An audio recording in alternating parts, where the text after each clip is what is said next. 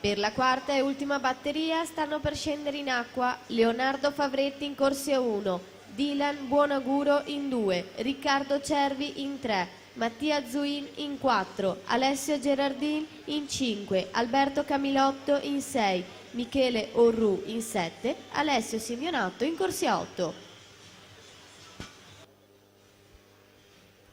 In acqua terza batteria, Davide Casarin 57-46, passaggio ai 100 metri, ritroviamo il portacolori del team Veneto ieri alla vittoria della gara dei 200 stile libero. Casarin che in questa prova ha un record stagionale il 26 di novembre, 3,50 e 27, ottenuto a Guelph in Canada, dove si è spostato da quest'anno. Casarin tornato in Italia giusto per queste festività natalizie prima di ripartire destinazione oltreoceano in Canada, appunto, Ontario.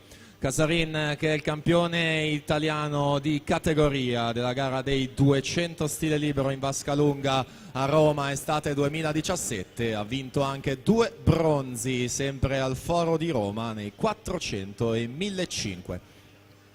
Pieno controllo delle operazioni naturalmente in queste batterie, per lui nessun problema per l'ingresso negli 8, 1,57,31 il suo passaggio a metà gara.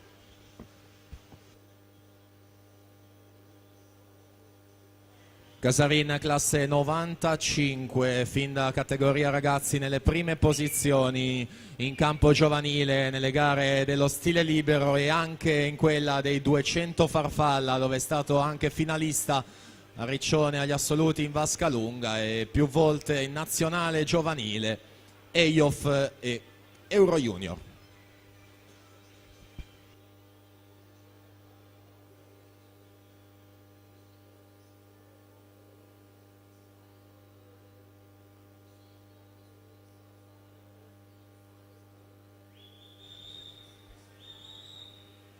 Un passo costante sul 29 alto ogni 50 per Davide Casarin, 30,02 quest'ultimo, quindi si mantiene più o meno su quella linea. Simone Mazza 31,37, poi Zammattio ad occupare la terza posizione, ma vicinissimi anche gli altri atleti, Baldina alla 2, De Meneghi alla 1, Bidoggia alla 3. Vediamo se siamo ancora sul 29 alto, 30 basso. Casarin in questi settimi 50, 29,82.